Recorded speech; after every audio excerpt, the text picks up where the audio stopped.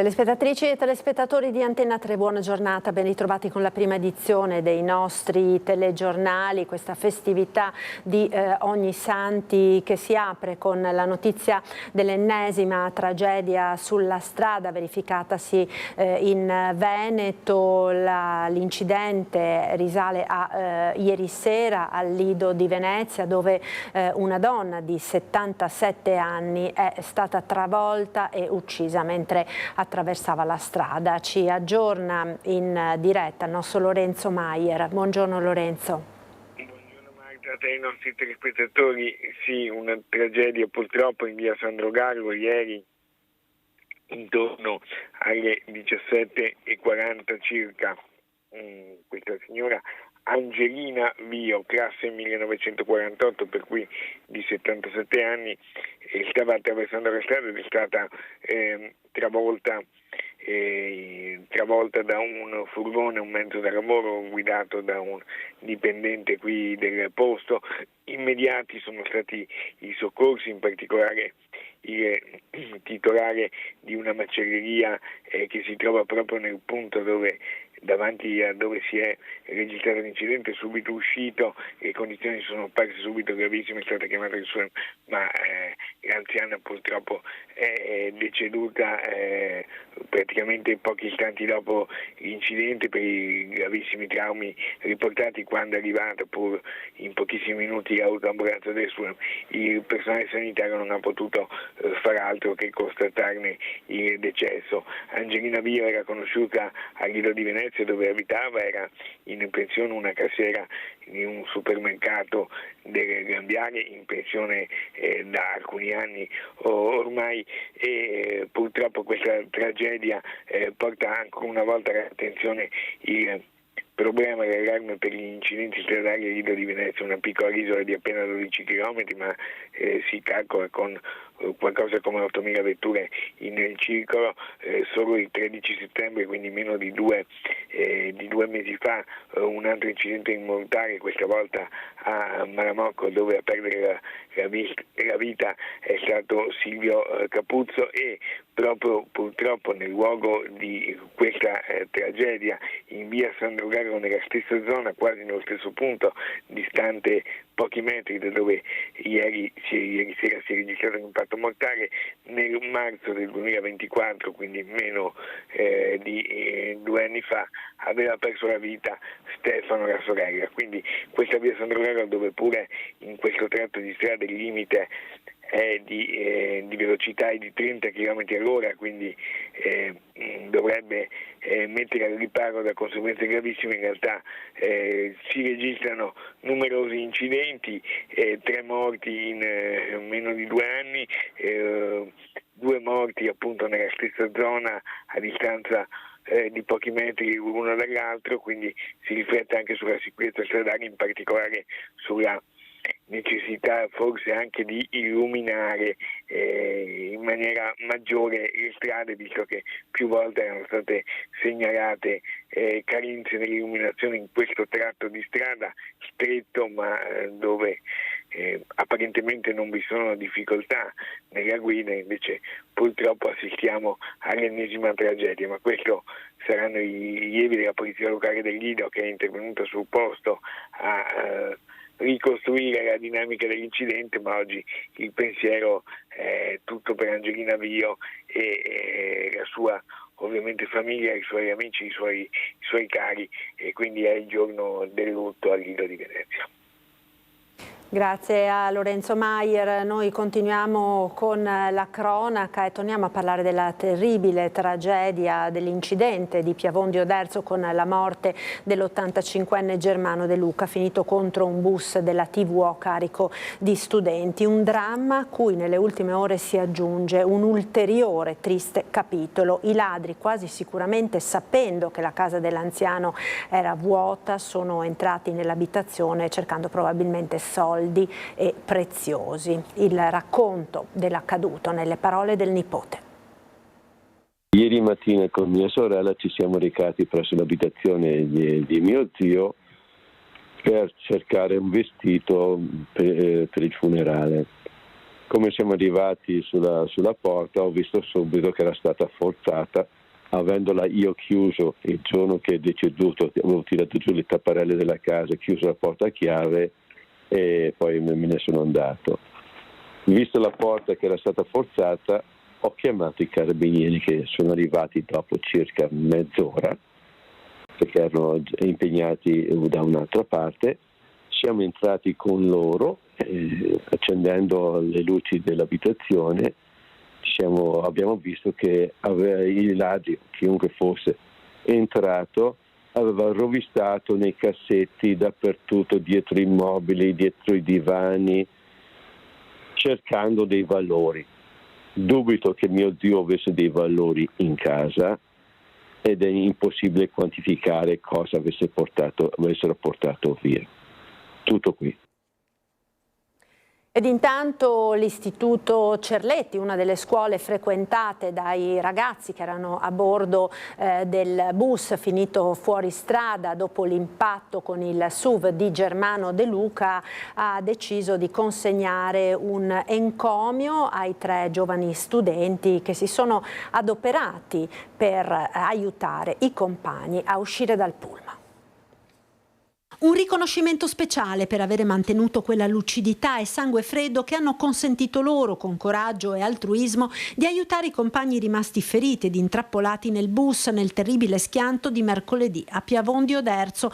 Elia Manzatto, Enrico Gobbo e Marco Morosin sono i 3 studenti del Cerletti ai quali l'istituto consegnerà un encomio. I 3 studenti, collaborando con l'autista ferito, hanno aiutato i compagni ad uscire dal bus, dal lunotto posteriore e dalla botola di emergenza sul tetto. Per me è un orgoglio, insomma, avere studenti che prestarsi ad aiutare gli altri e che quindi hanno come primo obiettivo proprio quello di mettersi a disposizione degli altri per aiutare, e anche nel modo corretto. Tanto è vero che sono gli stessi studenti a dire il corso sul primo soccorso per noi è stato fondamentale per acquisire le basi per intervenire, insomma, comunque aiutare ad intervenire. Contemporaneamente l'istituto sta organizzando con il servizio di psicologia scolastica degli incontri post-trauma per i ragazzi coinvolti nell'incidente costato la vita all'85enne Germano De Luca. Di effettuare proprio la prossima settimana un inizio, intanto un primo incontro con i ragazzi coinvolti, in modo tale anche così da dare la possibilità loro di parlare, di esprimersi e anche di far emergere le loro eventuali paure che, insomma, possono essere sicuramente rimaste dato, insomma, lo shock provocato dall'evento. Abbiamo dunque visto nel servizio precedente il raid dei furti nell'abitazione anche dell'anziano deceduto nell'impatto di Piavon di Oderzo a Fregona, ma i ladri in queste ore stanno davvero battendo la marca trevigiana. A Volpago svaligiate diverse abitazioni. Vediamo il servizio di Nicola Marcato. Volpago del Montello è di nuovo sotto assedio. Bande di ladri senza scrupoli, veri e propri professionisti del crimine, stanno colpendo con una frequenza inquietante tra le vie del paese e delle zone limitrofe, seminando paura e tensione tra i residenti. Il copione si ripete ormai troppo spesso, come in queste immagini, dove si distinguono 3 uomini che scavalcano la recinzione di un'abitazione. Incappucciati si muovono silenziosi nel buio, rapidi e determinati. Non temono né allarmi né videocamere. L'ultimo raid è avvenuto qui, in Via del Cristo, dove le telecamere li hanno immortalati mentre si introducevano in un giardino. Hanno paura le persone, non c'è, sicurezza, non c'è tranquillità in casa. Sono immagini inquietanti. Beh, certamente che sì. Sì, perché quando poi ti arrivano a casa cosa fai? Come reagisci? Vi sentite un po' indifesi? Sicuramente sì. La gente è consapevole delle difficoltà nel fermarli. Si tratta di soggetti esperti, organizzati, che in pochi minuti riescono a colpire e sparire nel nulla. È difficile acciuffarli.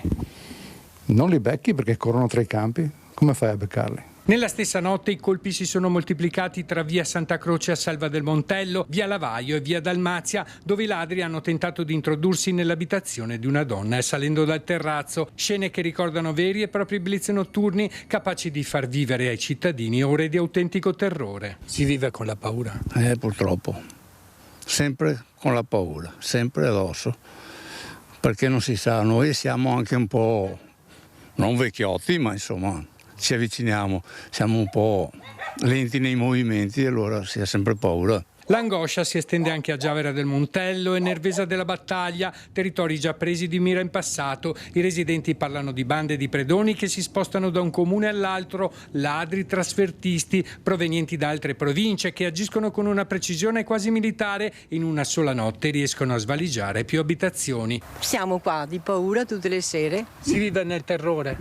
Certo. Cosa chiedete? Un po' di pace, prenderli i ladri. Un paio di mesi fa sono venuti anche qui. Quest'estate, sì. Cosa chiedete? Più controllo, più severità, più rigore. E dopo che magari le leggi siano un po' più severe e che vadano rispettate, insomma, tutto lì. Nonostante l'intensificazione dei controlli e il costante impegno delle forze dell'ordine, l'allarme resta altissimo. A Volpago e nei comuni del Montello ogni sera la paura torna a bussare alle porte delle famiglie. C'è chi teme di lasciare la casa anche solo per poche ore, chi installa nuove telecamere e chi esasperato si organizza tra i vicini per sorvegliare il quartiere.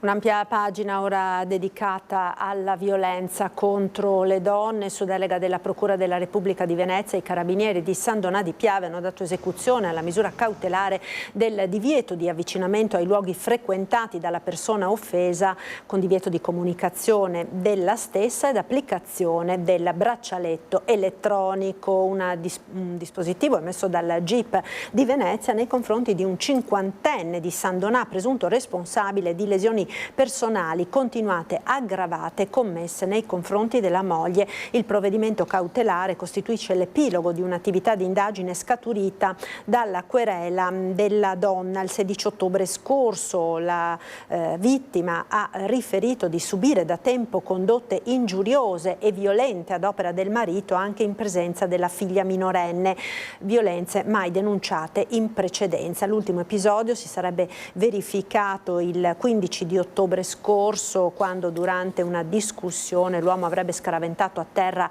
la moglie, causandole la rottura di una costola. Comportamenti quindi violenti reiterati che hanno reso necessaria l'emissione da parte dell'autorità giudiziaria del provvedimento al fine di evitare la reiterazione di condotte analoghe ad opera dell'uomo. Ed ora il femminicidio di Jessica Stapazzolo a Castelnuovo del Garda. L'autopsia conferma il massacro. La 33enne è stata uccisa con 27 coltellate. Intanto ieri pomeriggio è stato convalidato l'arresto di Douglas Reis Pedroso, l'ex compagno 41enne che ha ammesso di aver ucciso la compagna, fornendo però un racconto con molte lacune, senza spiegare cosa abbia scatenato la furia omicida che lo ha portato appunto a colpire la 33enne. Ha detto anche di non ricordare perché aveva assunto delle sostanze stupefacenti. Effettuata in queste ore l'autopsia sul corpo di Jessica Stapazzolo, custodio de Lima. La 33enne brasiliana è stata bersaglio di 27 coltellate. Di queste 4 hanno raggiunto il torace, 2 delle quali poi hanno colpito il cuore, causando la morte per shock emorragico. L'autopsia è stata disposta dal pubblico ministero Federica Ormanni, che coordina l'indagine, ed eseguita all'Istituto di Medicina Legale del Policlinico di Borgo Roma. L'ora precisa del decesso invece non è ancora certa. Probabilmente è avvenuta nella notte tra domenica e lunedì, poi circa 24 ore più tardi è stato scoperto il femminicidio. In mattinata anche l'udienza di convalida dell'arresto nel carcere di Montorio Veronese per il 41enne brasiliano Douglas Reis Pedroso, fermato la notte del 28 ottobre scorso con l'accusa di aver ucciso a coltellate la sua ex compagna. Lo stato d'animo del mio assistito è turbato. Questa è l'unica dichiarazione fatta all'uscita del carcere veronese dall'avvocato Roberto Canevaro, che difende l'indagato insieme al collega Adrian Ila. L'udienza di convalida è durata circa 2 ore. Douglas Reis Pedroso aveva allertato la sera del 27 ottobre i carabinieri ed era stato poi fermato a Valeggio sul Mincio, in provincia di Verona, in evidente stato di alterazione. Successivamente i militari, insieme ai vigili del fuoco, avevano fatto irruzione nell'appartamento dell'uomo a Castelnuovo del Garda, sempre nel Veronese, trovando il corpo di Jessica uccisa con uno smisurato numero di coltellate. Ed il Tribunale di sorveglianza di Venezia ha concesso la semilibertà a Manuela Cacco, condannata per il concorso nell'omicidio di Isabella Noventa, il fratello della vittima, ai nostri microfoni. Accetto, ma non condivido. Sentiamo. Semilibertà per Manuela Cacco, condannata a 16 anni e 10 mesi per il concorso nell'omicidio di Isabella Noventa, avvenuto nel gennaio del 2016 e per il quale sono in carcere anche Freddy e Deborah Sorgato. La Cacco sarà libera di uscire dal penitenziario della Giudecca a Venezia per lavorare all'esterno e fare parte di un percorso di reinserimento nella società. Il fratello della vittima, Paolo, non è sorpreso, accetta la decisione, ma non la condivide. Sapevo già da tempo che usufruiva di vari permessi. Accetto di buon ordine perché sono una persona civile, però a meno di 10 anni sono passati. Purtroppo è così in Italia, sconti su sconti, un terzo della pena per il rito abbreviato, un altro terzo perché ha collaborato, ma non è una collaborazione, cioè è una collaborazione ma non un sincero pentimento. Mia madre non ha avuto nessuna lettera di scusa, di pentimento da parte di questi. Una decisione, quella del Tribunale di sorveglianza, su richiesta dei legali di Manuela Cacco, che tiene conto della buona condotta e del fatto che abbia scontato 2/3 della pena, dovrà tornare a dormire nel penitenziario. Il corpo di Isabella però non è mai stato trovato. Neanche questo non ci hanno dato, non ci hanno concesso. Non hanno neanche detto, hanno lasciato morire mia madre disperata senza avere il corpo di mia sorella. E meritano questo, adesso vengono liberati, diamogli anche un premio. Ed è stata ridotta a 17 anni la pena per Valentina Boscaro, accusata di aver ucciso con una pugnalata al cuore il fidanzato Mattia Caruso. È stata ridotta a 17 anni la pena per Valentina Boscaro e ora la condanna è definitiva. Accusata di aver ucciso il fidanzato Mattia Caruso, 30enne all'epoca del delitto, con una coltellata al cuore nella notte tra il 25 e il 26 settembre del 2022. 24 anni di carcere in primo grado, ridotti a 20 anni in appello e ora ulteriormente ridimensionati a 17 anni dopo il secondo pronunciamento della Corte di Cassazione. Il fatto avvenne all'esterno di una discoteca dove i due avevano avuto una lite. Un'attenuante decisiva sarebbe stata il comportamento dell'uomo, Mattia Caruso, venditore ambulante di dolciumi. I giudici hanno tenuto conto delle minacce e delle botte ricevute dalla donna in più occasioni, uno stato di prostrazione che rinforza le attenuanti rispetto alle aggravanti dell'omicidio. La donna, considerata non pericolosa né a rischio di fuga da parte del Tribunale del riesame, sta scontando la pena agli arresti domiciliari in quanto madre di una bimba minore. Il femminicidio di Verona, abbiamo sentito prima il massacro e le reazioni della politica. Serve un monitoraggio sui braccialetti elettronici, inaccettabile che non funzionino, dice ai nostri microfoni il candidato presidente del centrodestra Alberto Stefani, che parla anche proprio della violenza di genere.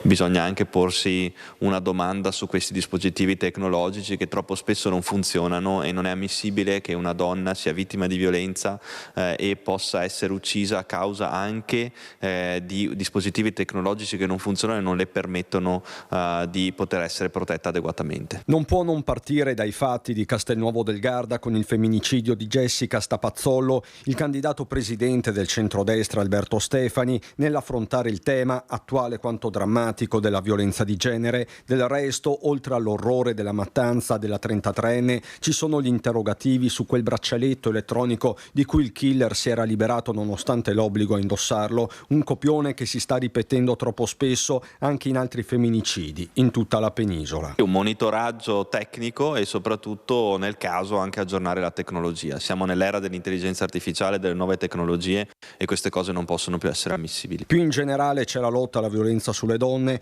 con il candidato presidente che la mette tra le priorità la Regione del Resto ha competenze specifiche ed esclusive sia sul fronte sociale che sanitario. Potenziare le strutture e gli operatori, quindi garantire la maggiore assistenza possibile, perché molte volte i problemi relativi alla violenza di genere non emergono proprio a causa dell'incapacità o dell'impossibilità di denunciare, e questo è assolutamente fondamentale. Per questo garantire delle strutture che forniscano protezione alla vittima di violenza e possano aiutarla poi nel processo di ricostruzione di una vita e eventualmente anche di denuncia dell'aggressore. Assolutamente fondamentale mettere in rete tutte le strutture e le associazioni che possono contribuire a questo fine, e bisogna già ricordare che la Regione Veneto ha già fatto tanto, bisogna proseguire lungo questa strada. E a proposito di violenza di genere, anche il candidato della coalizione di centrosinistra, Giovanni Manildo, presenta le sue proposte. La Regione da parte sua dovrà investire, e nella nostra proposta c'è l'idea di istituire un fondo contro la violenza nei confronti delle donne e per i percorsi di autonomia delle donne oggetto di violenza.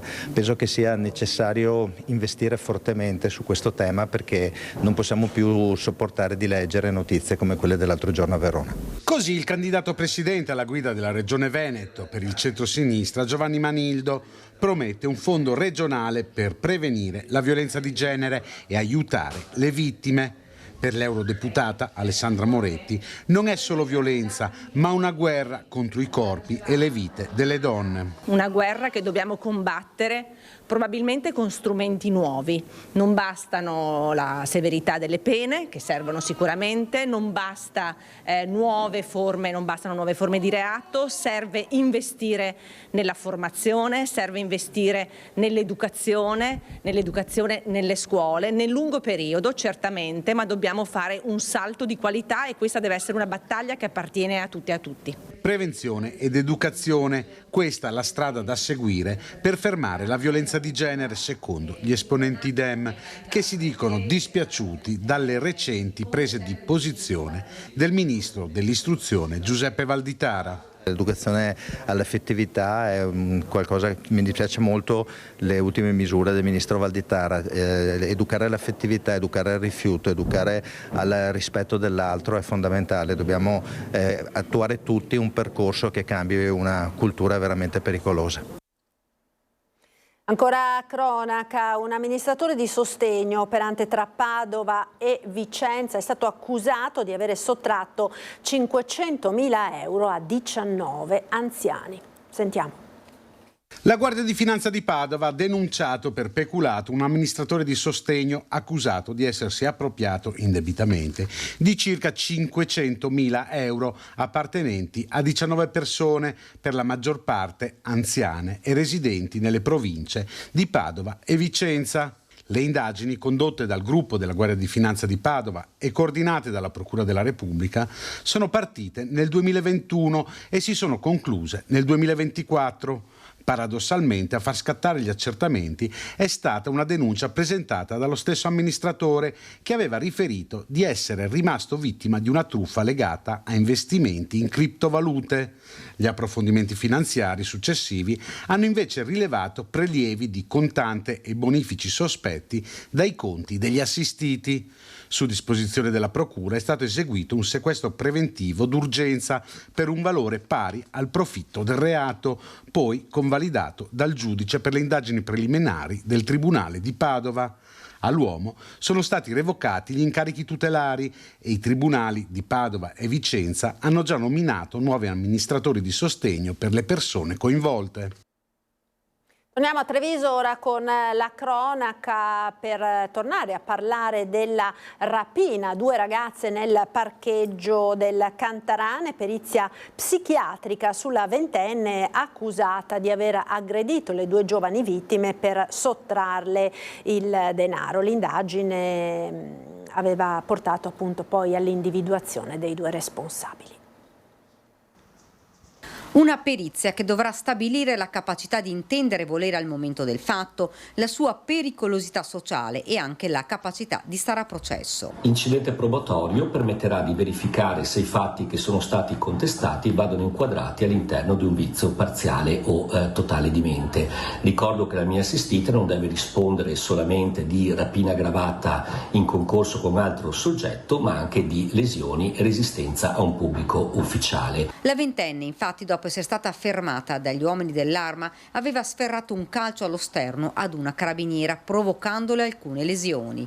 La giovane indagata il giorno della rapina si era autodimessa contro il parere medico dal reparto di psichiatria dell'ospedale di Montebelluna, dove era ricoverata.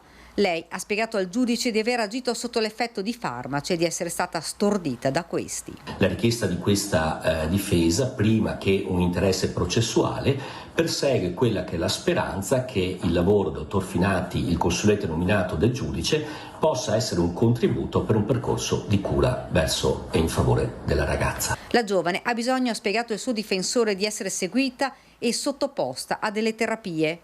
L'aggressione era avvenuta il 13 ottobre scorso. La ventenne aveva agito assieme ad un amico coetaneo. Entrambi, con il volto coperto da passamontagna, armati di coltello, avevano aggredito due ragazze che avevano raggiunto il parcheggio Cantarane dopo una serata per prendere la macchina. Gli indagati erano poi fuggiti con 88 euro, non prima di aver minacciato anche il titolare di un B&B intervenuto dopo le urla delle vittime. Bloccati poco dopo dai carabinieri, in tasca avevano i soldi ed i coltelli. Pomeriggio movimentato a Castelfranco, dove gli agenti della polizia locale sono dovuti intervenire per 2 volte a distanza di poche ore per fermare le intemperanze di 2 individui completamente ubriachi. Fiumi di alcol già dal primo pomeriggio a Castelfranco Veneto, 2 gli interventi della polizia locale a distanza di poche ore. Il primo episodio si è verificato a mezzogiorno a Borgo Treviso, dove un uomo, già completamente ubriaco, dopo una discussione animata con un conoscente, è stato raggiunto dal personale sanitario. All'arrivo dei soccorsi, però, ha aggredito gli operatori e preso a pugni l'ambulanza. Necessario l'intervento dei carabinieri della radiomobile per contenerlo. Già noto al comando per episodi analoghi, l'uomo è stato scortato al pronto soccorso dagli agenti della polizia locale e dai militari, quindi denunciato per danneggiamento e stato di ubriachezza manifesta. Solo 2 ore dopo, intorno alle 14, gli agenti del turno pomeridiano hanno notato un uomo disteso a terra sul ponte dei Beghi, un 30enne di origine ucraina in evidente stato di alterazione alcolica. Presentava ferite al volto, forse dovute a una caduta. Dopo essersi rialzato, in preda all'agitazione, ha tentato di buttarsi giù dal ponte, ma è stato prontamente bloccato dagli agenti. Sul posto sono intervenuti anche una seconda pattuglia e il personale del 118 che ha sedato l'uomo e lo ha trasportato al reparto di psichiatria dell'ospedale di Montebelluna. Lutto nel mondo della cultura trevigiana, è morto all'improvviso il professore Emanuele Bellò, esperto di cultura popolare con decine di pubblicazioni sulle tradizioni del territorio e del dialetto. Da decenni scriveva anche il pronostico dello storico calendario Schiavon Trevisan. Treviso piange l'improvvisa scomparsa del professore Emanuele Bellò, 78 anni. È morto nella notte a seguito di un malore.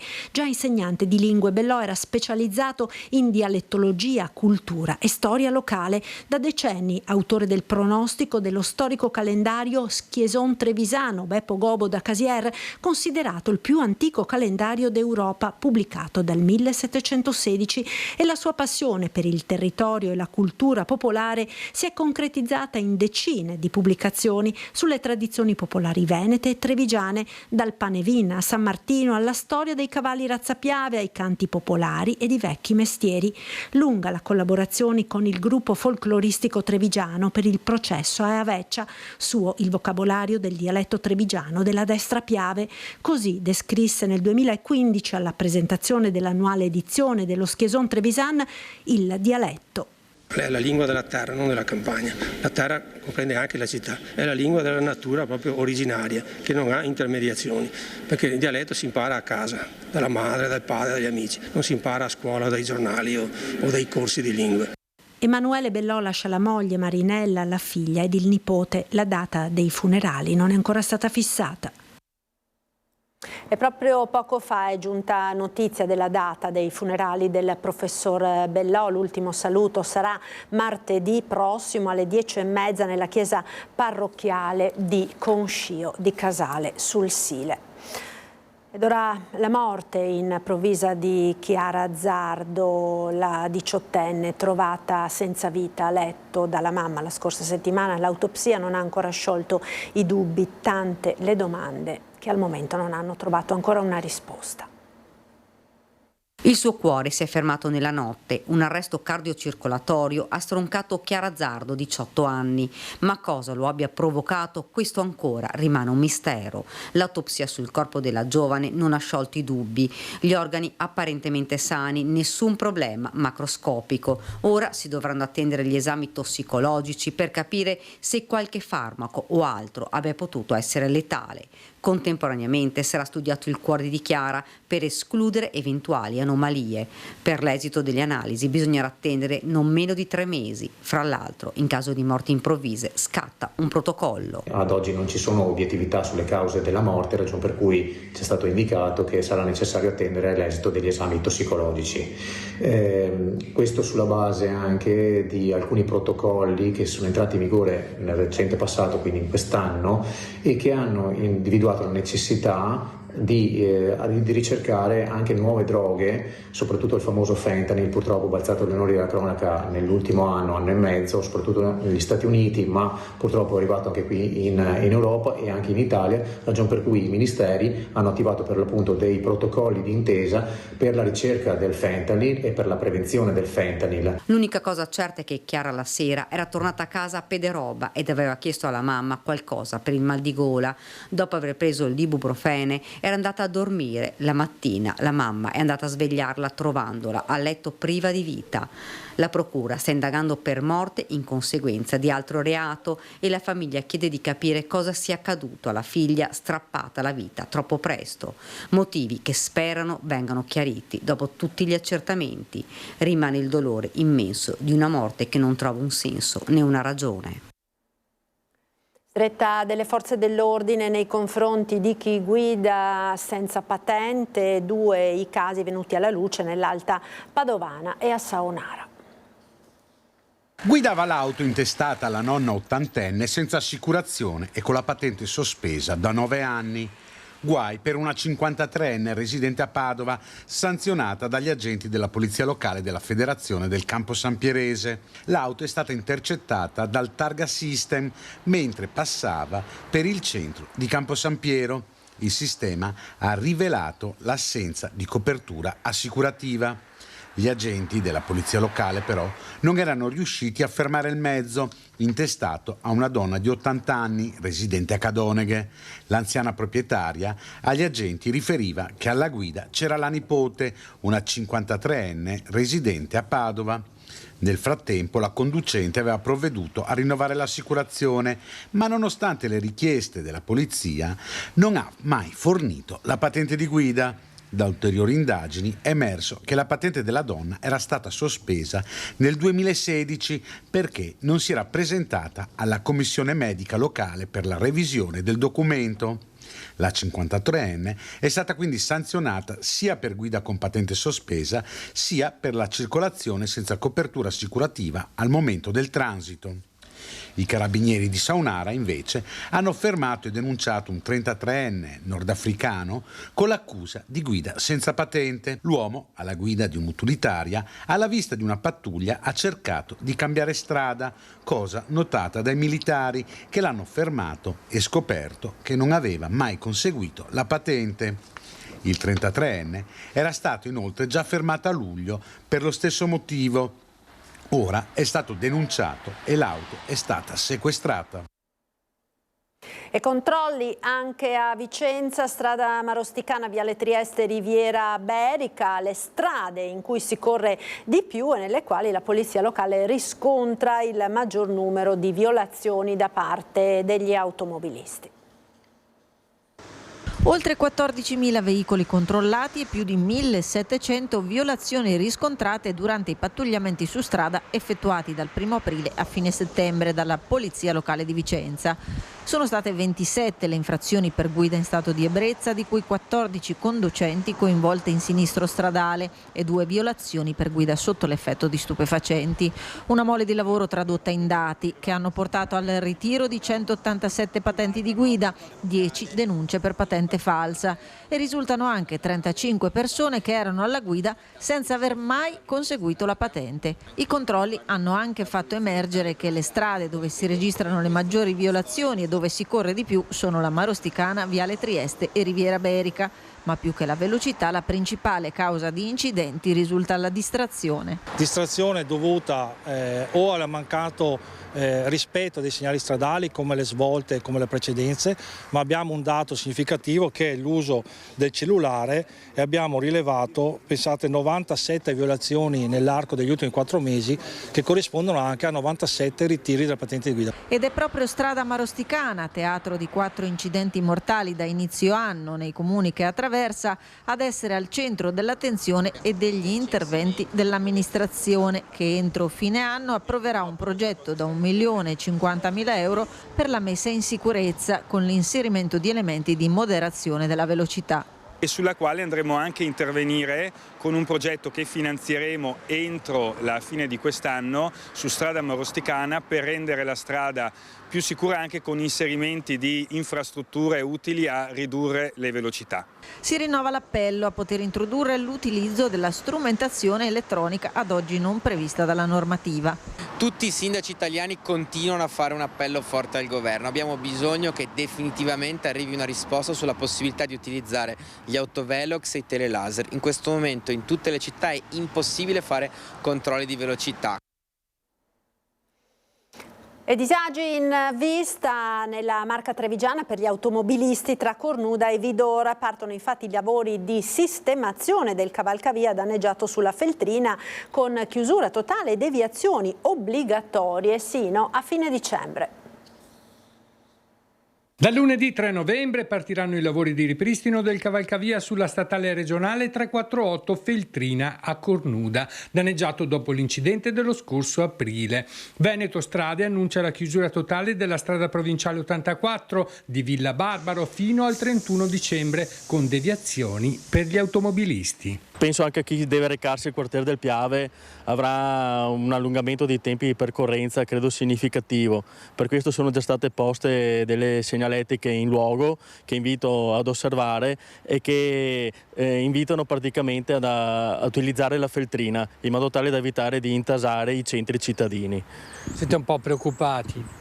C'è un po' di preoccupazione perché è una strada ad alta percorrenza. Il cantiere durerà fino a fine anno, ma noi abbiamo l'auspicio che possa riaprire la strada possa riaprirsi prima di Natale, in modo da consentire gli spostamenti in un periodo particolarmente intenso dell'anno. L'intervento, necessario per garantire la sicurezza della struttura, riguarda il cavalcavia all'altezza del chilometro 1+700, dove da mesi il traffico era regolato da un senso unico alternato. Le operazioni si svolgeranno dalle 8:30 del 3 novembre alle 17:30 del 31 dicembre 2025. Agli automobilisti dite portate pazienza. Noi chiediamo grande collaborazione e senso di responsabilità, ma anche invito tutti a prestare attenzione soprattutto nei primi giorni di cantiere, perché potrebbero verificarsi dei disagi importanti, quindi chiedo a tutti di pazientare ma anche di prestare molta attenzione. A Venezia ora, dove scoppia la guerra dei plateatici, secondo il comitato Danni da Movida, in 3 anni l'occupazione dei tavolini è cresciuta di 800 metri quadri. L'assessore Costalonga rivendica lo sforzo del comune per mettere ordine al settore. Regolamentare un campo amplissimo come quello dei plateatici dei locali pubblici veneziani è il nuovo terreno di scontro politico in comune. Una petizione raccolta dal comitato Danni da Movida chiede il divieto di autorizzazione di ampliamento dei plateatici in tutte le microzone del centro storico. La discussione in Consiglio Comunale, saltata questa settimana, si terrà la prossima. L'assessore al commercio Sebastiano Costalonga respinge le critiche del comitato e sottolinea il lavoro svolto dal comune. Zone come Ormesini ed altro sono state create e creano problemi proprio perché non c'erano regole. La pianificazione invece serve per cercare di pianificare tutto il territorio comunale. E come viene fatta questa pianificazione? Con la sovrintendenza, con la polizia municipale, con i tecnici nostri, dopo aver ascoltato le associazioni di categoria e cittadine. Cresciuti di pari passo con la turistizzazione di massa della città, a Venezia si contano oramai quasi 1400 tra bar e ristoranti, molti dei quali prevedono uno spazio esterno. Quanti siano in totale i plateatici è difficile dire, quanto ultimamente stiano aumentando invece oggetto di calcolo da parte del comitato Danni da Movida. Noi abbiamo aggiornato in base a tutte le conferenze dei servizi dove il comitato da 1 anno e mezzo è invitato e siamo arrivati ad avere 821 metri quadrati autorizzati, perciò deliberati, e in attesa di delibera 529 più 137 metri quadrati presentati alla conferenza di ieri. Perciò se tutto venisse autorizzato, ma siamo sicuri che non sarà tutto, arriviamo a 1487 metri quadrati nel giro di 3 anni. Le posizioni tra comune e comitato sono distanti. Costalonga rivendica lo sforzo di soddisfare le esigenze di imprenditori e residenti partendo da una situazione complessa. Purtroppo la legge Bersani negli anni 2000 ha liberalizzato le attività produttive, quindi tutti i bar si sono aperti, siamo arrivati a 1300 attività aperte senza regole, e di conseguenza i regolamenti comunali sulla concessione del plateatico erano in automatico, cioè uno chiedeva, apriva l'attività e riceveva il plateatico. La legge Bersani non interviene sui plateatici, ma interviene sugli orari di chiusura dei locali che sono stati in qualche modo legalizzati e su tante altre cose, perché è un fascicolone grosso, ma non sui plateatici. C'è poi un'altra questione che agita il dibattito. Quanti plateatici non sono in regola? Quanti si sono estesi oltre i propri limiti? E quanto questo fenomeno può aver contribuito ad una certa esasperazione sul tema? I controlli è competenza del sindaco e della polizia municipale farli, li stanno facendo, però logicamente la città è molto vasta. Abbiamo già chiuso delle attività che continuavano a mettere il plateatico in maniera scorretta e continueremo in questa direzione. Restiamo a Venezia con la contestata nomina a direttrice musicale della Fenice di Beatrice Venezi. Ieri sera, prima del concerto, nuova dura presa di posizione dei sindacati. Sentiamo. Si era appellato a una forte richiesta di dialogo Brugnaro, ma le parole del primo cittadino, che è anche presidente della Fondazione Gran Teatro La Fenice, ai nostri microfoni, hanno invece portato i lavoratori del teatro a non arretrare minimamente la linea della loro protesta. Prima del concerto ci sarà una nuova mobilitazione con volantinaggio per chiedere la revoca della nomina di Beatrice Venezi a direttrice musicale e le dimissioni del sovrintendente Nicola Colabianchi. Quest'ultima non ha concesso l'autorizzazione ai lavoratori a salire sul palco per leggere un messaggio al pubblico che spiega le ragioni della loro protesta, e così il presidio sarà all'esterno davanti al teatro con alcuni lavoratori pronti che si presenteranno imbavagliati. Insomma, è muro contro muro, scontro totale. Abbiamo letto le dichiarazioni del sindaco relativamente alla questione Venezi e, come spesso accade, ha voluto mistificare la realtà dicendo cose inesatte, in particolare affermando che sono solo pochi orchestrali che contestano questa nomina. In realtà lui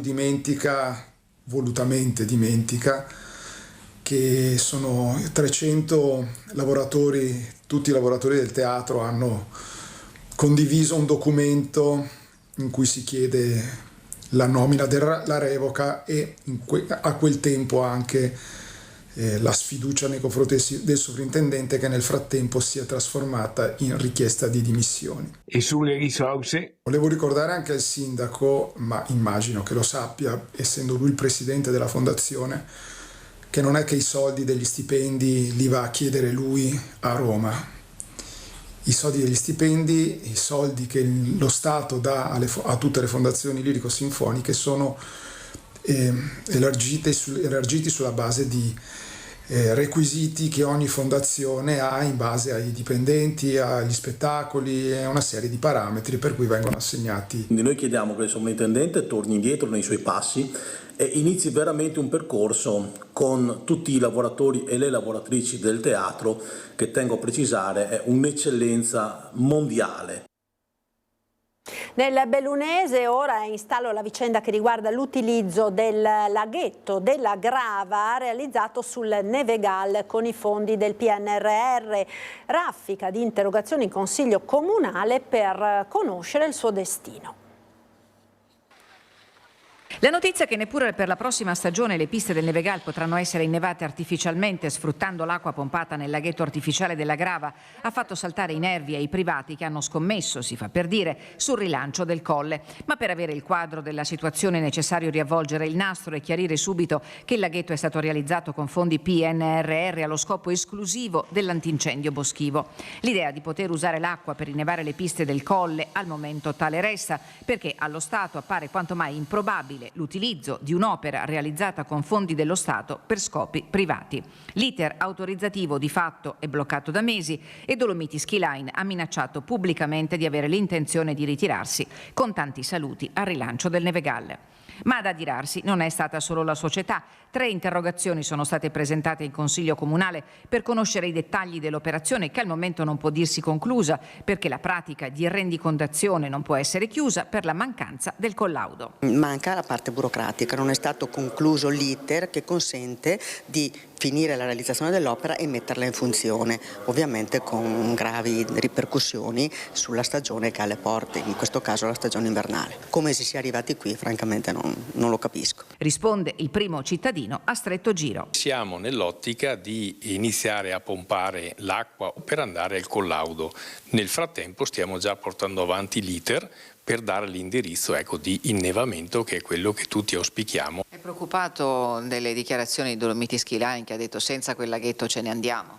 Ma con la Dolomiti Ski Line ci sentiamo spesso, abbiamo un dialogo costante, condividiamo tutte le cose che facciamo, credo che sia sicuramente una dichiarazione che vista dalla loro parte ci sta. Ma i colloqui e le telefonate che facciamo giornalmente sono sempre costruttive, perché questo progetto non è un progetto che è 1 anno o 2, ma abbiamo deciso fin dall'inizio tutti insieme di fare un progetto triennale che poi deve preparare le basi per continuare la destagionalizzazione dell'offerta di questo territorio del Nevegal. Ci fermiamo ora per qualche istante di pubblicità, linea alla regia. Ci rivediamo tra pochissimo, restate con noi.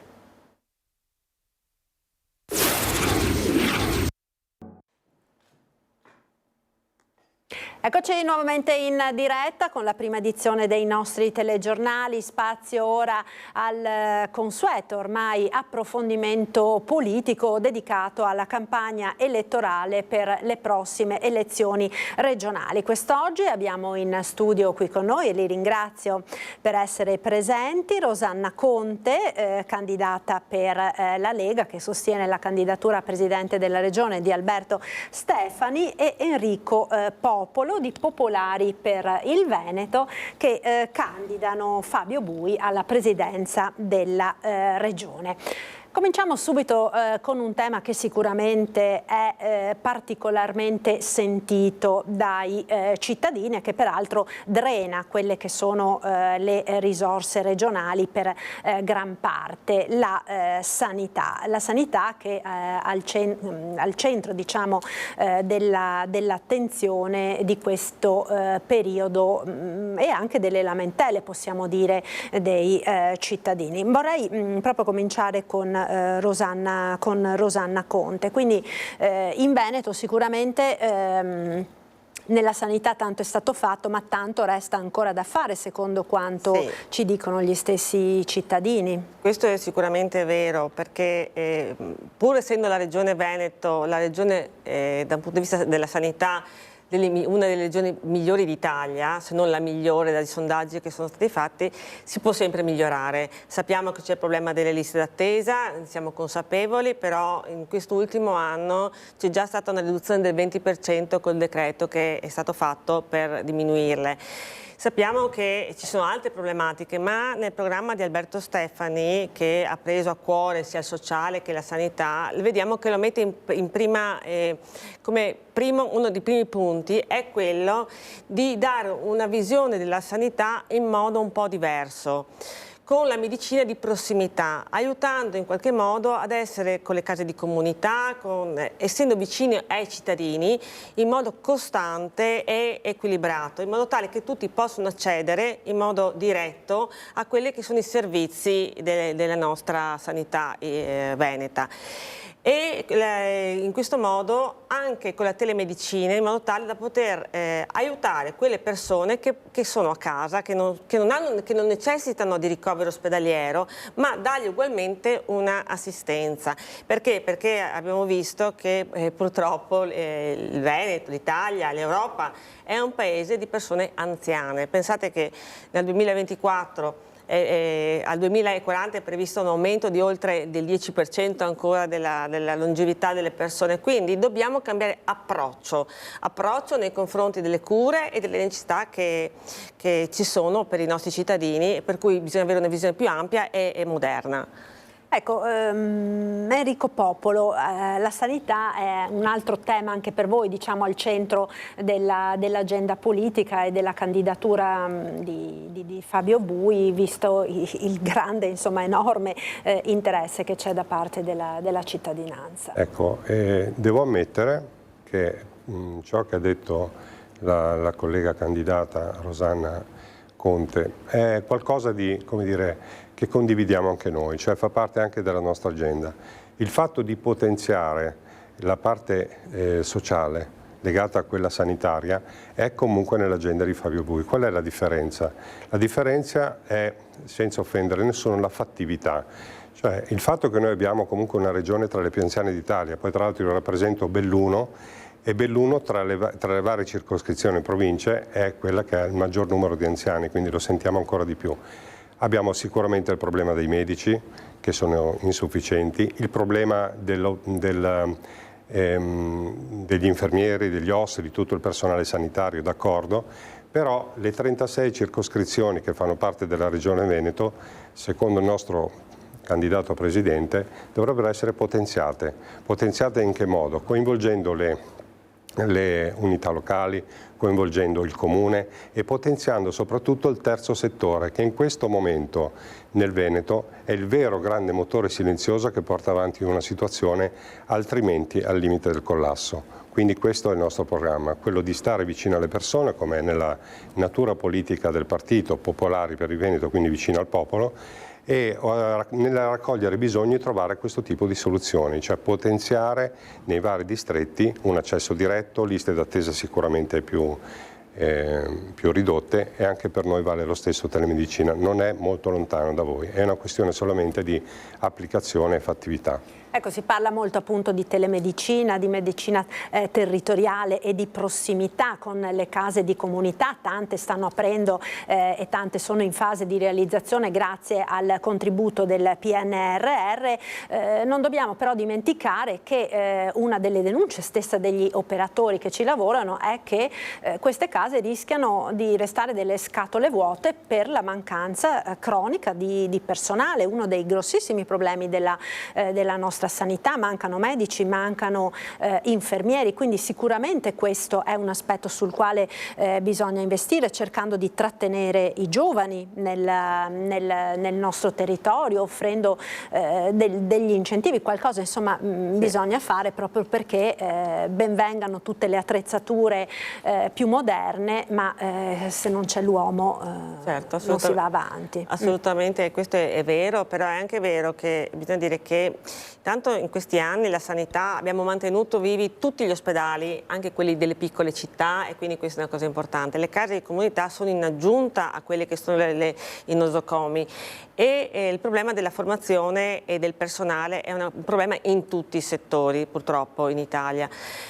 Quindi è vero, l'eliminazione del numero chiuso degli accessi a medicina è una cosa in cui la Lega sta lavorando a livello governativo, questo per evitare, in modo tale da agevolare la formazione di giovani e incentivarli poi a fare magari delle brevi esperienze all'estero per poi rientrare e lavorare nel proprio territorio, che è fondamentale, come dare dei fondi per la formazione di infermieri specializzati, perché anche questi ci sono infermieri che sono bravissimi, che riescono a sostituire in parte anche in alcuni momenti anche il medico. Il problema tra l'altro degli infermieri drammatico per le RSA, per le case di riposo della nostra regione. E quindi è necessario creare dei fondi ad hoc e dei corsi di formazione specializzati. Questa è una cosa fondamentale in tutti i settori, ma in quello sanitario ovviamente ci vuole un po' più di cura e attenzione, e creare persone che crearle per crearle, bisogna crearle con una qualità specifica e in modo tale che siano in grado di ricoprire il delicato ruolo che hanno.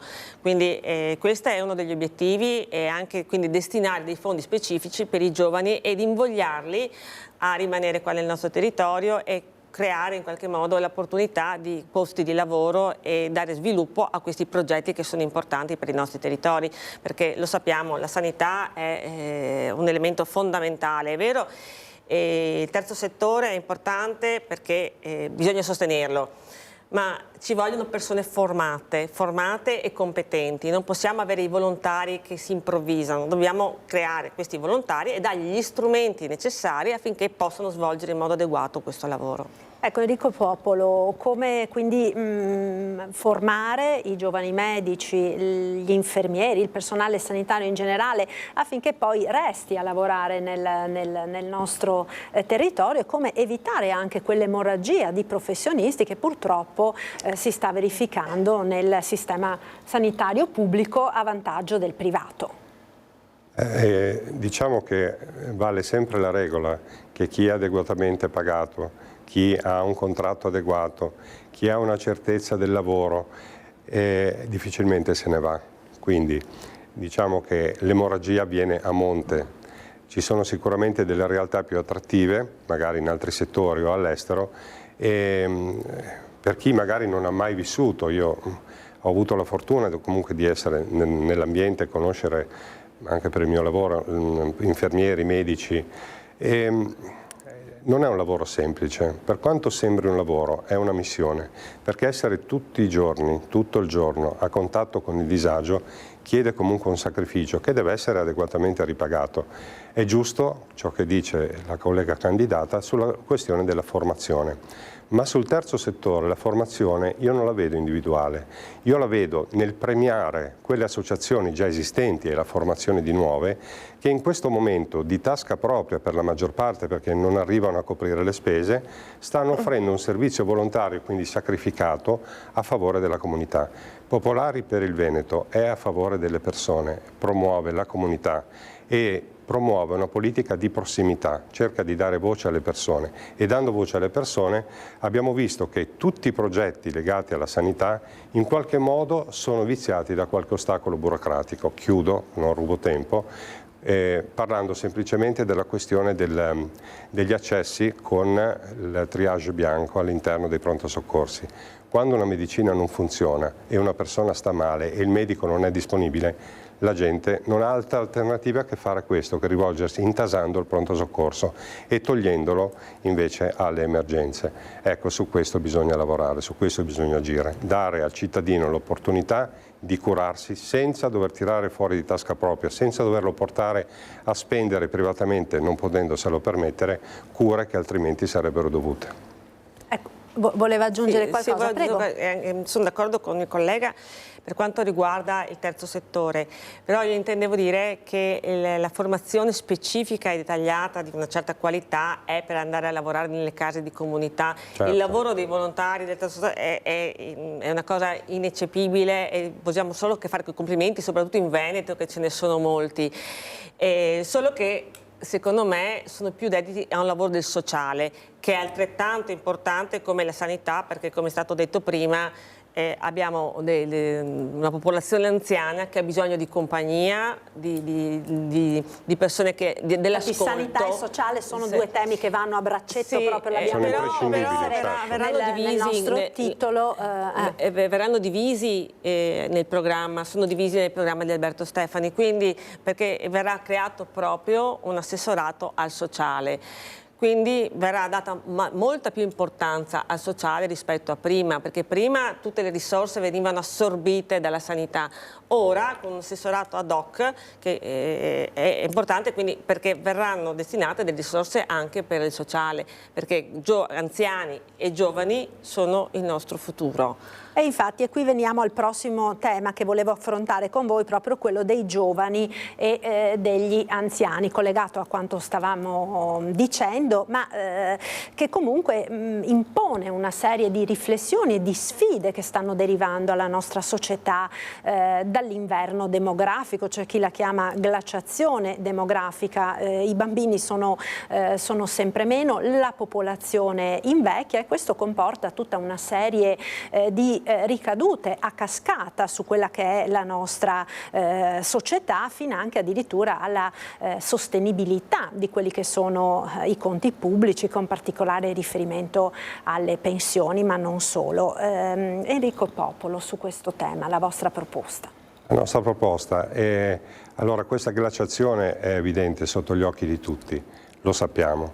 Questo significa che siamo passati dalla cultura della terza età alla cultura della quarta età e si va sempre più avanti. Ormai il settantenne non è più il settantenne, era come il cinquantenne di una volta, insomma la situazione è decisamente cambiata. La nostra proposta è quella della doppia attrattiva. Per quanto riguarda gli anziani è quella di prendersi cura di queste figure che non sono poi così tanto fragili se uno le conosce, perché comunque sono figure di grandissima esperienza che per motivi di età ovviamente hanno dei limiti, hanno dei bisogni e su questo bisogna lavorare. Per esempio nella zona dove io sono candidato, nel Bellunese, c'è un problema straordinario legato ai trasporti, cioè mi dicevano, li sento proprio quando mi parlano, che se un anziano vuole muoversi, vuole andare in ospedale, ospedali lontani perché parliamo di valli, non esiste un mezzo di trasporto adeguato. Infatti tutti questi problemi sono ulteriormente amplificati in montagna proprio per difficoltà di tipo logistico. E se devo essere sincero, visto ciò che è stato detto prima, per quanto apparentemente sia fortemente attrattiva la proposta di un assessorato separato, quello del socio e del sanitario, no? Il fatto che ci sia un unico assessorato mantiene un legame coeso tra le due parti che a mio avviso non dovrebbe essere scisso, proprio perché buona l'idea, niente da dire, ma al momento l'uno supporta l'altro e l'altro supporta l'uno. Separarli non la vedo una cosa molto proponente al momento. Ritornando invece al discorso dei giovani, i giovani devono rimanere, ma perché dovrebbero rimanere? Quali sono le loro prospettive? Il nostro candidato Fabio Bui, per esempio, parla dall'inizio, dalla formazione e dice: bene, immaginiamo un ragazzo che studia, immaginiamo un ragazzo che vuole portare avanti le proprie proposte, che cosa l'aspetta alla fine del percorso di studio? E allora la proposta è quella di preparare i ragazzi affiancandoli alle strutture che già adocchiano i giovani e adocchiandoli offrono opportunità di lavoro. Come? Creando delle sovrastrutture che uniscano l'imprenditoria e il mondo del lavoro con quello della scuola. E questo aiuterebbe anche ciò che ha detto l'altra candidata sulla formazione, in questo caso non sanitaria, per cui i ragazzi sarebbero invogliati non soltanto a studiare, ma sapendo bene che il loro lavoro terminerebbe con un contratto di lavoro. Quindi unire il mondo del lavoro con il mondo della scuola, creando una sovrastruttura, un polo scientifico, un politecnico lo chiamiamo noi, che possa sovraintendere e unire il mondo del lavoro con il mondo della cultura. Questa è naturalmente una delle cose, ma non posso rubare tempo per le altre. Bene, Conte. Allora, per quanto riguarda i giovani è un problema da dissolvere e dobbiamo iniziare in ogni caso a prevenirla la cosa finché sono giovani e accompagnarli in questo percorso con una ideologia e con una forma mentis dedicata al lavoro e al nostro territorio. Noi vogliamo assolutamente, quindi c'è nel nostro programma la possibilità di avere, si chiama un bonus ritorno in Veneto per i giovani, dove viene dato circa 8.000 euro per chi ritorna dopo la formazione all'estero, ritorna in Italia. Poi nel nostro programma c'è anche il discorso delle ITIS, cioè il fatto in Veneto dopo scuola, dopo post diploma, la possibilità quindi durante il periodo del diploma integrarsi con delle aziende, dei lavori specifici e poi avere quindi un lavoro subito dopo che si esce dalla scuola, e questa è una formazione che viene data sul campo e si stima l'86% di occupazione in più.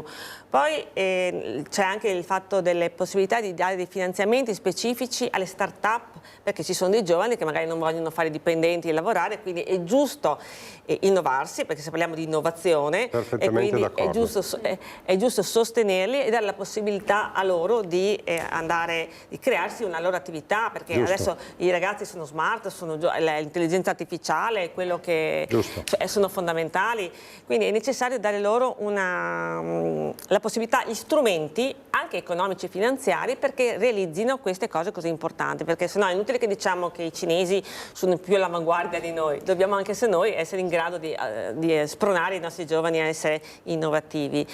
Dopo, per quanto riguarda quindi ci sono dei progetti ben specifici della formazione e dell'educazione dei ragazzi, perché è inutile che escano dalla scuola, lo sappiamo, si esce dalla scuola anche dall'università che non si sa fare un lavoro. Io faccio l'avvocato e quando sono uscita dalla laurea, ho fatto l'esame di Stato, non è che sapevo fare l'avvocato, cioè sono andata a fare la pratica e quindi è giusto questo inserimento scuola-lavoro. Per gli anziani invece, come ho detto prima, è importante accompagnarli, fargli compagnia, perché gli anziani sono in solitudine e quindi creare questi centri di sollievo, centri diurni, nei quali possono trascorrere del tempo, trovare degli psicologi, stare tra di loro, vivere di nuovo una vita normale. Quindi ci sono parecchie cose innovative che riguardano il sociale che vogliamo portare avanti con entusiasmo. E guardi che sono perfettamente, mi scusi l'ho interrotta, sono perfettamente d'accordo, perché normalmente si parla sempre del disagio degli anziani, ma quelli che conosco io sono vitali, hanno voglia di vivere, hanno voglia di fare, hanno voglia di riunirsi, ed ha ragione, mancano queste strutture diurne o anche diciamo un po' diverse. Magari hanno molto da dare anche ai giovani. Tantissimo, ma c'è molto da imparare, una cosa sta avere a che fare con loro, è una risorsa, una miniera di informazioni che è stata perduta. Noi veniamo dalla cultura dei nonni, dove i nonni che cosa erano per noi? Erano esperienza, erano consigli, erano guida. Ecco, considerare l'anziano come qualcosa di parcheggiato in attesa di essere rottamato, ma è una cosa assurda.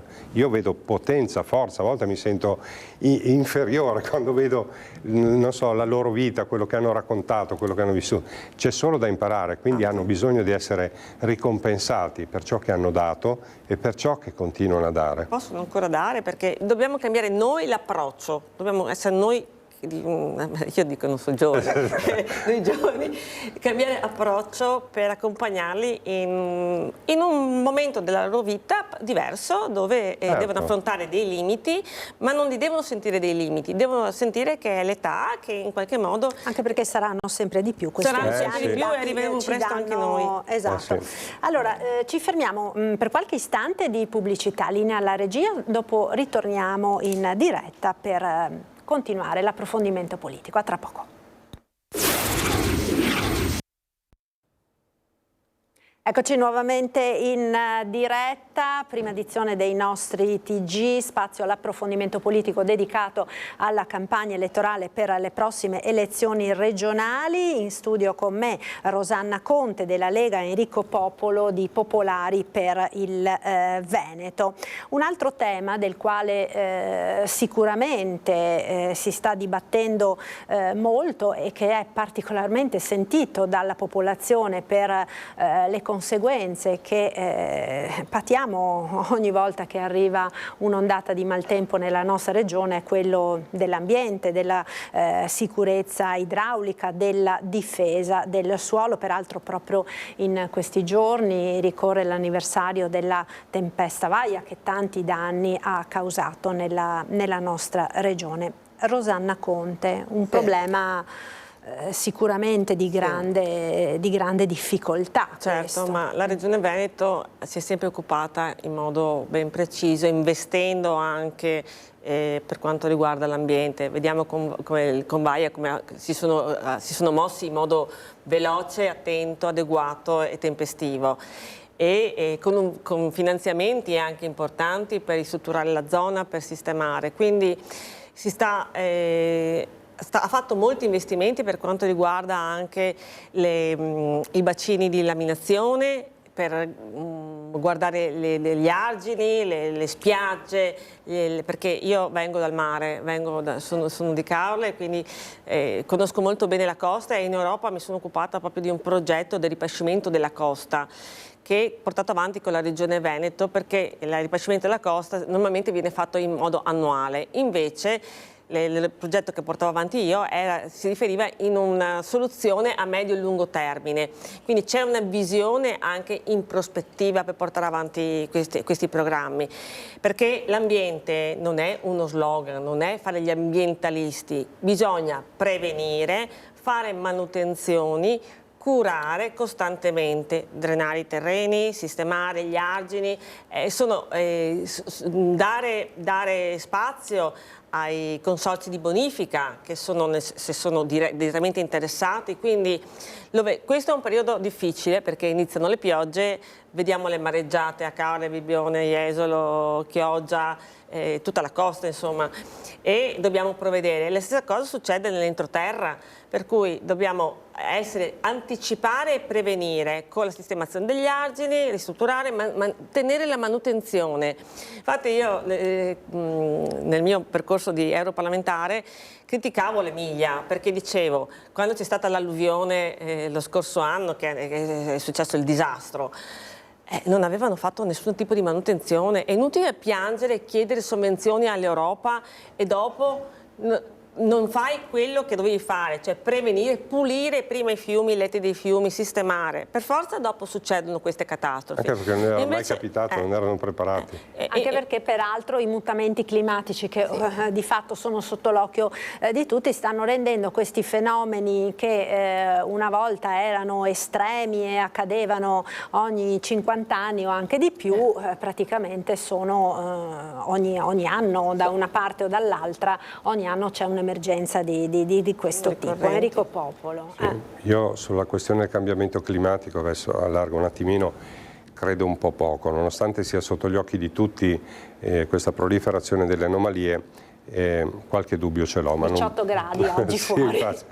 Sì, ma se torniamo indietro nel tempo, ritorniamo anche di quando eravamo bambini, ci sono sempre stati quei periodi strani. Io mi ricordo per esempio, non so se qualcuno ha la memoria, del 2003 quando c'era il fenomeno del Niño, ve lo ricordate? Io mi ricordo, venivo dalla Liguria perché la mia terra da cui provengo, adesso sono 15 anni che sono in Veneto, ma la terra da cui provengo è la Liguria. Io ricordo che quell'anno, da aprile fino a novembre, non c'era tregua, e ricordo di aver preso la macchina dalla Liguria per essere andato sulla Marmolada e per salire quasi a 3.000 metri a trovare il refrigerio, e mi ricordo che avevo trovato 30 gradi, e anche qui no.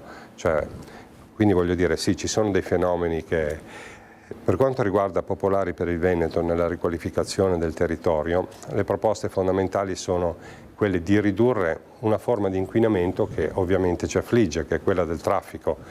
Per cui la creazione di metropolitane di superficie è una delle proposte che vengono date. Quindi disincentivare l'uso dell'auto proprio. Sì, incentivare l'uso dell'auto nel bisogno, nell'emergenza, nel piacere, ma non per obblighi quotidiani legati al lavoro, dove magari delle strutture pubbliche possono avviare in modo efficiente. Un'altra cosa che viene data è quella di dare un po' più di verde alle città, quindi rinforzare la questione green, ma nella nostra mentalità la forza viene è capillare dal territorio, quindi dagli enti locali e dai comuni, quindi dare più spazio ai sindaci, ai comuni per poter riqualificare il territorio secondo le differenze morfologiche del terreno. Ecco, questa è la nostra proposta principale tra le varie. Per quanto riguarda quindi diciamo la difesa del suolo nello specifico? La difesa del suolo intesa come difesa in che senso, scusi? Nel senso, per esempio, da quanto sta accadendo, questi nubifragi così. No, sono perfettamente d'accordo sulla questione della prevenzione. Per esempio, se parliamo del bellunese Certo, ma sono molto d'accordo sulla questione della prevenzione, cioè la prevenzione però da chi deve essere fatta? Da chi conosce il territorio, cioè la Regione interviene con i fondi, con i progetti a breve, medio e lungo termine, ma poi sono i comuni, sono le unità locali che devono occuparsi di questa cosa. Forte invece è la questione della prevenzione, quindi la pulizia dei fiumi, la pulizia dei laghi. Ecco, noi ci occupiamo principalmente di questo. E la difesa, dimenticavo, del più grande patrimonio che noi abbiamo nel territorio veneto, quella delle acque.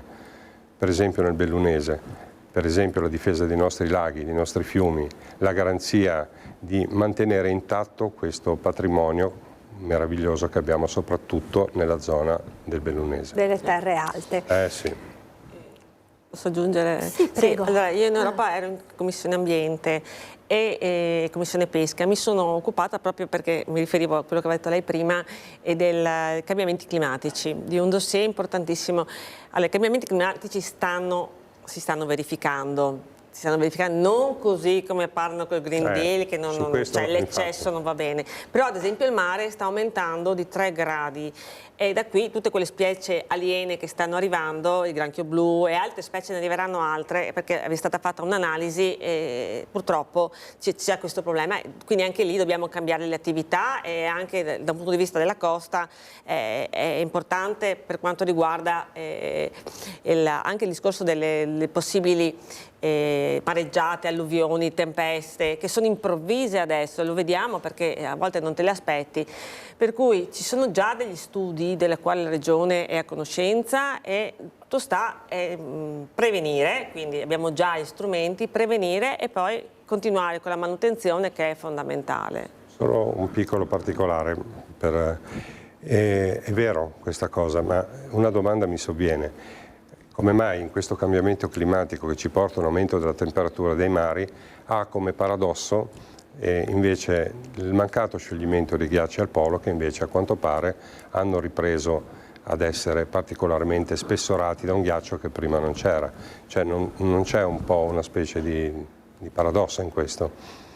Questo degli ghiacciai non c'era uno scioglimento programmatico dei ghiacciai, per cui si era detto. Era una problematica importante. E invece è andata esattamente all'opposto. Quindi è per questo il dubbietto che mi era salito. Allora, il Green Deal io ve lo dico perché sono stata in Europa, il Green Deal è una cosa economica, non prendiamoci in giro, ecco, è una cosa vergognosa perché c'era l'interesse da parte di determinati stati, tipo la Germania, la Francia, l'Olanda, a voler metterci in ginocchio da un punto di vista economico. E si sono inventati di tutto. Adesso si sono resi conto anche loro che è una baggianata e allora si stanno ricredendo. Addirittura Timmermans si è tolto come capogruppo, per cui che è quello il padre del Green Deal, per cui si sono resi conto persino loro che era una stupidaggine. Quindi questo è, però il cambiamento climatico si sta verificando, in effetti cioè non possiamo dire di no. Variazioni sì, poi le cause. Dopo che l'eccesso non va bene da nessuna parte. Certo. Allora, altro tema, dobbiamo un po' correre adesso perché purtroppo il tempo a nostra disposizione non è infinito, è un tema purtroppo di continua e grandissima attualità, quello della violenza di genere. Continuiamo a dar notizia quasi quotidiane di violenza nei confronti delle donne, i femminicidi sono la punta di un iceberg, di un fenomeno in parte sotto traccia, in parte che sta emergendo sempre più, che in qualche maniera deve essere affrontato. Enrico Popolo. Sì, stiamo parlando di violenza di genere che è in un contesto di incremento della violenza un po' in tutti i settori, almeno è quello che stiamo vedendo in questo momento. Per quanto riguarda la violenza di genere bisogna andare, immagino, alla radice, alle motivazioni. Quindi in che modo? Quello di prevenire, quello che invece si fa difficoltà ad affrontare quando ormai è accaduto. Per cui vedere le motivazioni per cui questo accade, ma nella tempestività dell'azione, ecco, Popolari per il Veneto intende offrire una giustizia di prossimità, Cosa si intende per giustizia di prossimità? Gli strumenti per impedire tutto questo sono, a partire dal momento in cui l'evento avviene, la denuncia oppure la segnalazione, poi da questo momento in poi la macchina della giustizia si mette in moto, passa del tempo e a quel punto ci sono delle risposte di tipo preventive che possono essere il richiamo della persona, il braccialetto elettronico quando questo accade. Però se noi andiamo a vedere l'emergenza di quando accade il fatto e il momento in cui la giustizia con i suoi tempi si muove, passa tanto tempo. Spesso è tardi, purtroppo. Ed è tardi, esatto. Quindi diciamo che il nostro Fabio Bui propone una giustizia di prossimità fatta di che cosa? Del coinvolgimento di tutti gli attori che al momento si occupano di giustizia. E quali sono? A partire, guardate, io nella vita ho fatto ero un poliziotto, quindi l'ho fatto per tanti anni. Quindi ho lavorato sulla strada, ho lavorato nel disagio e tutte queste cose di cui parliamo ho avuto la fortuna o la sfortuna di viverle personalmente, quindi vivere la tensione della paura della persona che subisce, la tensione. Non rubo tempo perché siamo alla fine. No, prego, finisca. Quindi che cosa si intende la giustizia di prossimità? Si intende coinvolgere tutti gli attori che fanno parte del processo di coinvolgimento di un evento criminoso, anche di genere.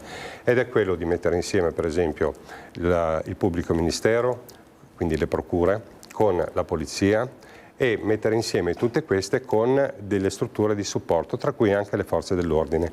Tutte devono essere informate nello stesso momento, quindi una rete informatica che in tempo reale abbia la certezza dell'informazione del reato e quindi intervenire di conseguenza.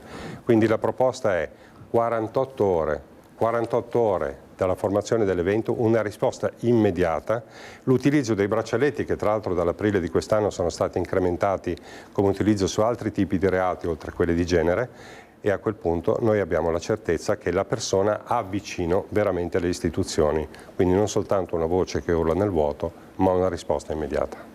Ecco, Rosanna Conte, su questo sono sicuramente d'accordo sul modus operandi della polizia, perché insomma facendo l'avvocato quindi ho avuto anch'io queste problematiche, però io appunto anche sul fatto della prevenzione culturale, è fondamentale la prevenzione culturale da portare a partire dalle scuole, dalle famiglie, da quello dove i giovani vengono inseriti, perché il problema è anche questo, come si cresce nel rispetto di di una determinata persona, nella specie la donna. Allora, in Veneto sappiamo che abbiamo 39 centri antiviolenza, abbiamo 26 case rifugio, sono state soccorse 2.800 donne quest'anno, quindi c'è già una ramificazione importante nel nostro territorio, è semplicemente da rafforzare, creare anche dei punti di tipo pronti soccorsi che siano attivi direttamente in modo tale che si possa anche fare la denuncia immediata. Fondamentale la collaborazione, come ha detto il collega, tra la polizia, tra le forze dell'ordine e anche i magistrati. Esatto. Perché abbiamo questo problema che ogni tanto i magistrati non seguono il lavoro importante fatto dalla polizia su tanti settori, quindi è fondamentale che ci sia una collaborazione diretta affinché venga una formazione proprio, una formazione che sia a tutela della donna, che si senta sicura e in qualche modo possa essere tutelata anche di fronte, perché le violenze la maggior parte delle volte avvengono in casa, dietro le mura domestiche. Nella quasi totalità. Sì. Quindi è necessaria una prevenzione culturale. Posso aggiungere solo una cosa velocissima?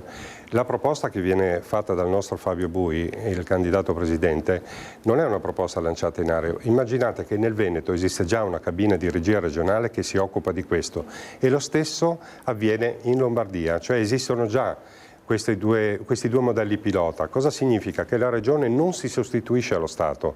La Regione fa da motore, da modello, da esempio e da supporto allo Stato, che purtroppo in alcune situazioni è carente nella sua procedura. Difatti il Veneto ha 39 centri antiviolenza e 26 centri dove accudiscono le donne, dove possono rifugiarsi. Non è poco. Ecco, allora è finito praticamente il tempo a nostra disposizione. Io vi ringrazio per essere stati con noi, grazie a Rosanna Conte della Lega, grazie a Enrico Popolo di Popolari per il Veneto. Prima di chiudere questa prima edizione del nostro TG, vediamo un servizio che è relativo a una importante comunicazione che vogliamo fare a voi telespettatori circa l'edizione del TG del Veneto di Antenna 3, che da lunedì cambierà orario. Partirà quindi 5 minuti prima, alle 18:25 anziché alle 18:30, proprio per dare più spazio all'informazione regionale. Vediamo.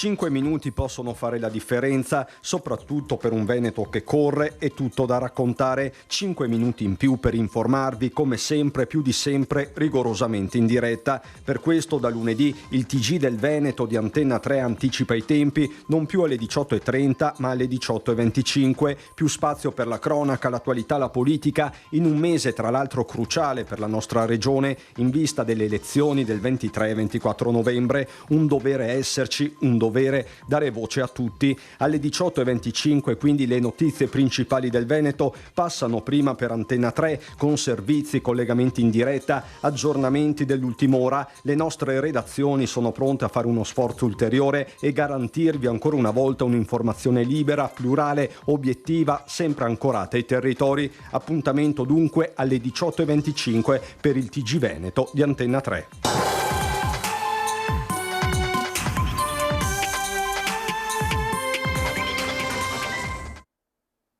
È tutto dunque per questa edizione, grazie per essere stati con noi. Subito dopo la sigla, come sempre, l'appuntamento con il meteo. Buon pomeriggio, arrivederci.